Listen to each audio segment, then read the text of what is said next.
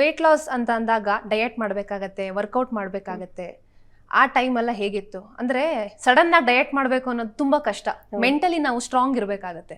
ಹೌದು, ಇಲ್ಲ ನಾನು ಫಿಕ್ಸ್ ಆಗಿಬಿಟ್ಟಿದ್ದೆ ವೆಯ್ಟ್ ಲಾಸ್ ಮಾಡಲೇಬೇಕು ಅಂದ್ಬಿಟ್ಟು.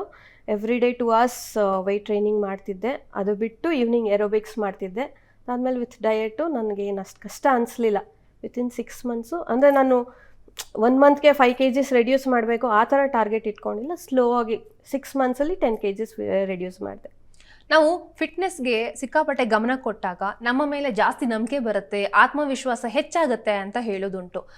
ನಿಮ್ಗೆ ಆ ರೀತಿ ಆಗಿದ್ದಿದೆಯಾ? ಶೋರ್, ಕಾನ್ಫಿಡೆನ್ಸ್ ಇನ್ನೂ ಜಾಸ್ತಿ ಆಗುತ್ತೆ.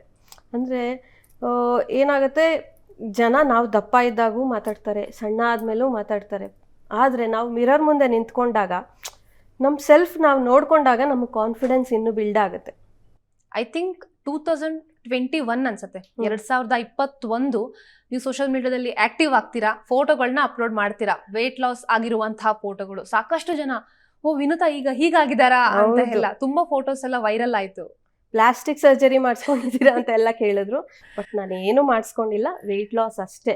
ಪ್ಲಸ್ ಅದೇ ಸ್ವಲ್ಪ ಸೆಲ್ಫ್ ಗ್ರೂಮಿಂಗ್ ಇಂಪ್ರೂವ್ ಆಗಿರೋದ್ರಿಂದ ಚೇಂಜಸ್ ಕಾಣಿಸ್ತಿದ್ದೀನಿ. ಈಗ ವೇಟ್ ಲಾಸ್ ಮಾಡ್ಕೋಬೇಕು ಅಂತ ಅನ್ಕೊಳ್ಳೋರಿಗೆ ಏನ್ ಟಿಪ್ಸ್ ಕೊಡ್ತೀರಾ? ಮೇನ್ ಡಯಟ್, 80% ಡಯಟು, 20% ವರ್ಕೌಟ್ ಆಗುತ್ತೆ. ಮತ್ತು ಕನ್ಸಿಸ್ಟೆನ್ಸಿ ಮುಖ್ಯ.